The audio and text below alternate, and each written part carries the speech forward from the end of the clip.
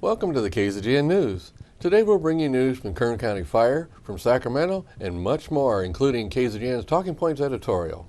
From the Rademacher Hills to Bee Mountain and the mighty Sierras, Ridgecrest to Inyo Kern and China Lake, this is your news for the Indian Wells Valley with the KZGN News crew. Hello, I'm Tom Wicknick. Thanks for joining us for the news affecting Ridgecrest and the Indian Wells Valley. Today we start with a story that started a huge national debate, the debate about illegal aliens in sanctuary cities. Everyone probably remembers about the shooting of Kate Steinle in San Francisco about a month ago. She was shot by an illegal alien that was earlier let out onto the streets of San Francisco because the police department of San Francisco does not cooperate with federal ICE officials by turning over criminal illegal aliens. And this guy was in custody just a couple months before the senseless shooting. Well, today's news is the preliminary hearing that starts in San Francisco today. It appears the defense is going to argue the shooting was accidental, that the gun went off by accident, and that there is even an assertion that the defense will blame the gun as being defective, that the trigger was not operating properly. It won't matter that the guy admitted during interviews that he was shooting at sea lions, that he did shoot her, and the story changed more than once. Of course, the argument for the defense about the story changing all the time and his admittance of the shooting was due to a language barrier. He didn't fully understand what was going on. Of course, it doesn't matter that he'd been in custody and imprisoned 5 times before this occasion. Well, now we'll see if he's held over for trial. My guess is that he will get held over for trial, but the defense will blame everything but the real culprit, the person that was in the country illegally, had a gun, pulled the trigger, the gun fired, and killed someone. If they want to blame anyone other than the illegal alien, they should have blamed the White House and the city and county officials of San Francisco for not following federal laws, something they took an oath to do. They should be held accountable for willful and intentional dismissing the laws of the land and should be charged accordingly. Now in news from Sacramento about regulating drones, the California Assembly approved a bill on Monday that would create a no-fly zone for hobby drones hovering above private property. The unmanned vehicles would be required to stay 350 feet above private property, unless granted permission by the property owner to fly closer. State Senator Hannah Beth Jackson, Democrat out of Santa Barbara, authored the bill in response to reports of drones invading people's privacy. California lawmakers have wrestled with how to balance the benefits of drones with their threat to privacy. The devices are now small, cheap, and easy to equip with camera and microphones, offering journalists, police, surveyors, shipping companies, and a vast array of others with unprecedented business opportunities. Last year, Governor Jerry Brown signed into law a bill that makes it illegal to invade a person's privacy and take pictures with a drone. It did not set a height restriction. Several Assembly Republicans on Monday called the height limit bill, SB 142, too restrictive and damaging to the budding drone industry. They said it would force the devices to fly in a too narrow corridor above 350 feet, but below the FAA's 400-foot limit on hobby drones. Don't regulate an industry out of business, Assemblywoman Shannon Grove, Republican of Bakersfield, said before Monday's vote. Assembly members okayed the bill 43-11 on a party line vote. The legislation now heads back to the Senate for a concurrence vote before potentially heading to Jerry Brown's desk for consideration. Of course, the real chore here will be how will law enforcement prove a drone was or was not flying above 350 feet and still below 400 feet. Here's a quick update on the Big Bear Forest Fire. The mandatory evacuation of homes in the area was suspended yesterday afternoon. The fire so far has been held to about 100 acres. Currently it is about 50% contained. The fire is in steep terrain around the Snow Summit ski resort. There is still a full push effort by firefighters to get this fire controlled as quick as possible. There is concern that the weather may be bringing in monsoonal rains, but the rains may only be light. The concern is that if there isn't a lot of moisture in the flow, there could still be a lot of lightning strikes and wind, possibly starting more fires. Now an update from Kern County Fire. Yesterday we reported about that new forest fire in Big Bear Lake by the Snow Summit Ski Resort. Well, Kern County Fire reports that yesterday at 3 p.m., their Type 6 Patrol Strike Team of 17 firefighters left Suesta Fire and was reassigned to the Summit Fire that is burning near Big Bear Lake. These firefighters have been out of the county since August 10th when they were deployed to the Anza Fire. Currently, there are still 116 Kern County firefighters supporting fires around the state. At the new Summit Fire, 17 personnel, including a Type 6 strike team consisting of 5 patrols. At the Suesta fire, 25 personnel, which includes a hotshot crew with 20 personnel, 1 dozer strike team consisting of 2 bulldozers and 5 personnel. Working the Rough fire, 34 personnel, 1 OES Type 3 strike team with 11 people, 2 incident management teams with 17 people. 4 fire line medics and 1 OES water tender also supported. Kern County firefighters are also supporting the Mad River Complex, Fort Complex, Gasquet Complex, and the River Complex. Kern County Fire Helicopter 407 and a crew of 18 personnel on standby for hoist rescue for the southern region of California out of Visalia Municipal Airport. Now an update from a story we did yesterday from Assemblywoman Shannon Grove. Yesterday we reported on her and 3 other Assembly members joining together to write a letter to Attorney General Kamala Harris to investigate Planned Parenthood for allegedly harvesting organs from a baby with a beating heart and then selling those body parts. The accusations come from an investigative video released by the Center for Medical Progress. The update is that now there are 9 other members of the California legislature joining in the letter. The letter was sent to Attorney General Kamala Harris and signed by Grove, Senator Mike Morrell, and 8 other members of the Assembly: Jim Patterson, Donald Wagner, Brian Jones, Marie Waldron, James Gallagher, Beth Gaines, Devin Mathis, and Matthew Harper. So the list of supporters calling on the Attorney General to do her job is getting bigger. On yesterday's news, I read the letter. It was very graphic in its description of what happened to a live baby after a late-term abortion. The fact that she hasn't started an investigation is tantamount of a dereliction of her responsibility to enforce all laws of the state of California and the United States, not just the laws that fit her ideological agenda. And don't forget, at tonight's Planning Commission meeting that starts right after tonight's news, they are taking up the idea of recommending allowing fowl and farm animals in residential zones within city limits. So if you want to offer comments on this proposal, get down there as soon as possible and participate. Meeting starts at 6 p.m. at City Hall. Now please stay tuned for today's KZGN Talking Points editorial when we come back.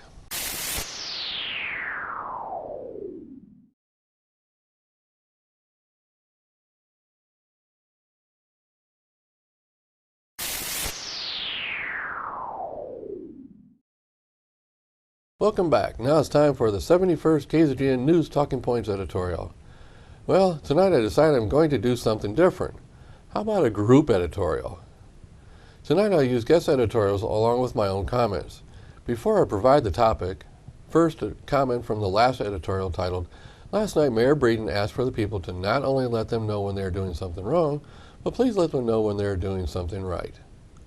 In the editorial, I stated the following: one of the most important things you need to do is to break away from your regular core of friends and contact others for opinions. If you really care about getting the public's inputs to help make decisions, you need to reach out to people you normally have no opportunity to engage. The internet allows you to do that outreach. Embrace it and use it to communicate with your constituents. Well, there was an obvious acceptance from Mayor Breeden to offer some discussion on the KZGN Facebook discussion group. She had a pleasant discussion with Ethan. Also over in the IWV discussion group, I see Lori Acton engaging people there too. As well as I got a message from her thanking me for the editorial concerning the council voting to keep the police workforce at its current levels. I encourage all the council members to come into the 21st century. Join the Facebook discussion groups. These are people you represent. Reach out to them and offer meaningful discussion of city topics. Now into tonight's editorial. I'm going to do this a little different tonight, like I said. People have asked me to offer guest editorials from time to time, so tonight is one of those times. Tonight I'm going to run a guest editorial discussion between a KZGN discussion group contributor and Mayor Breeden, and my comments to their discussion. Here's what they discussed and is today's topic: who's to blame for the $750,000 budget error? Ethan started off with this comment: it would be refreshing if the city government would hold responsible the staff still employed by the city for the oversight of the surprise deficit of nearly $700,000. Really, it's $750,000. The mayor's comment stating that we shouldn't be pointing fingers is typical, and I disagree with that type of unaccountable governance. That was from Ethan. Mayor Breeden responded, "Taken out of context, that was my response, Ethan. However, you may or may not have noticed I asked for a full report and discussion by September 15th, Finding solutions of options was more important right now than placing blame. Then Ethan provided this lengthy comment. Okay, well, we will see, Madam Mayor, if anything of substance comes from a report and discussions. I may be wrong as to the final outcome on this, but I have a sneaking hunch a computer glitch or an antiquated computer system will be the convenient culprit. According to reports in the media, the offending computer system will not be replaced anytime soon. How interesting. My apologies, Madam Mayor, if I sound less than convinced that you and the City Council will hold any person responsible for this huge deficit error. My pessimism about this is derived from a lifetime of seeing elected leaders unwilling to hold themselves or their subordinates accountable for misdeeds or incompetence. If in the end a computer accounting system will be assigned sole blame, please remember somebody has to plug in the numbers. Somebody has to reconcile the results. Somebody had to be okay with using the offending computer accounting system. What this means to the average person on the street is that somebody is ultimately responsible for this massive error. In an effort to show I am not a complete antagonist and give you and the City Council praise you deserve, I would both congratulate you and thank you for not laying off police officers. And in closing, Mayor Breeden did like Ethan's comments. To this discussion between a citizen and the mayor, I say well done. Thank you, Mayor Breeden, for participating. Whether you agree with what is being said is immaterial. The fact that you read a person's comments and let him know you read them is fantastic. Oftentimes, the council has a lot more information at their access than the average person does. What data you use to make a decision includes data that oftentimes we the people don't see, read, or hear.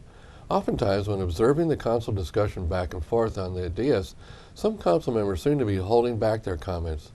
They appear to be wanting to say more than they are, but seem to be now holding back, not wanting to jeopardize a position or say something that maybe they shouldn't have said.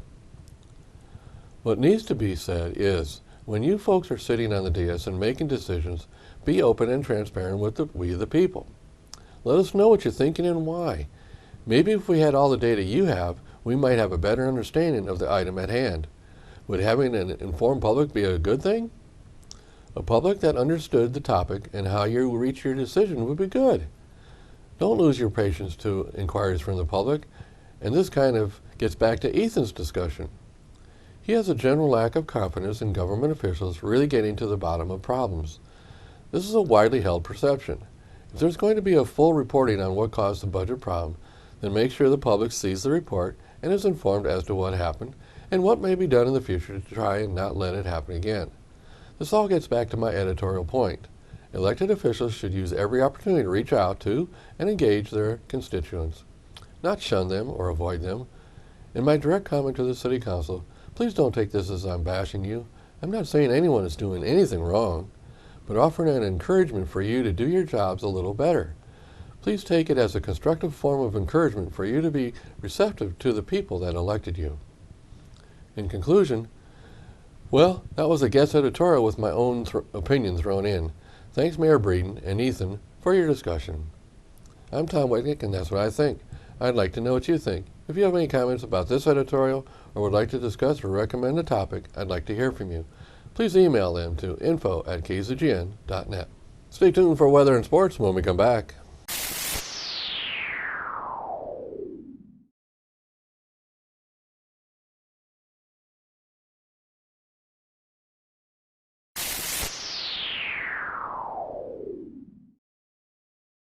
Thanks for staying with us. Let's go to Keith for the weather. Thank you, Tom.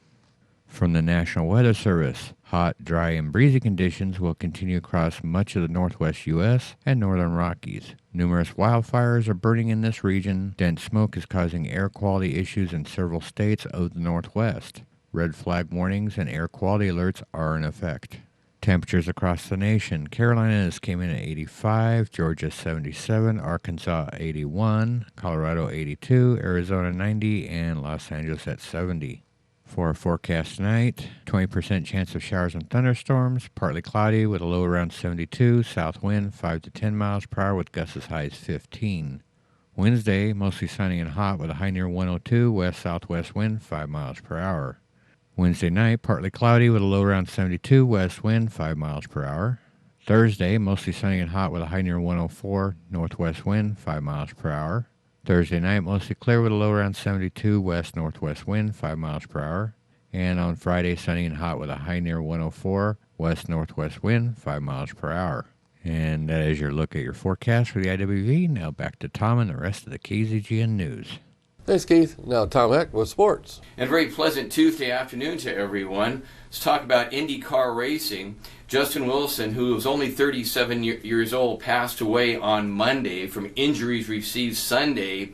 He was in an accident. He was right behind a car that hit the wall. He also hit the wall, and pieces from the debris of that car came back and hit him in the head. Now, he died of catastrophic head injuries. He was in a coma Sunday and then passed away on Monday. Now, he had 7 career wins on the Indy circuit. He was in the top 150 as far as IndyCar stats all time, and a very sad situation for the Indy circuit. CC Sabathia is on the DL. He has been put for 15 days of rehab. He is a Yankees starting pitcher, their number 2 pitcher right now. But the Yankees are tied with the Blue Jays for first place in the American League East. Okay, Little League World Series. The California team won last night on Monday night. They avoid elimination. They had a very good win over Rhode Island, 10-3. Now the team is from the Bonita area, which is in the San Diego County region, and they will again play on Wednesday in another elimination game. 2 losses and you're out. The championship game is scheduled for Saturday. Now, in the international circuit, Taipei beat Uganda 5-0, and then Mexico over Australia 14-3. That Mexico team is very, very good. Okay, let's talk about Major League Baseball. On the schedule last night, the Angels and Dodgers did not play. The Angels will be at Detroit tonight. They'll play 3 games there before going to Cleveland this weekend. A wild game with the Phillies and the Mets in New York. 8 home runs were hit by the New York Mets. That breaks a team record for a single game.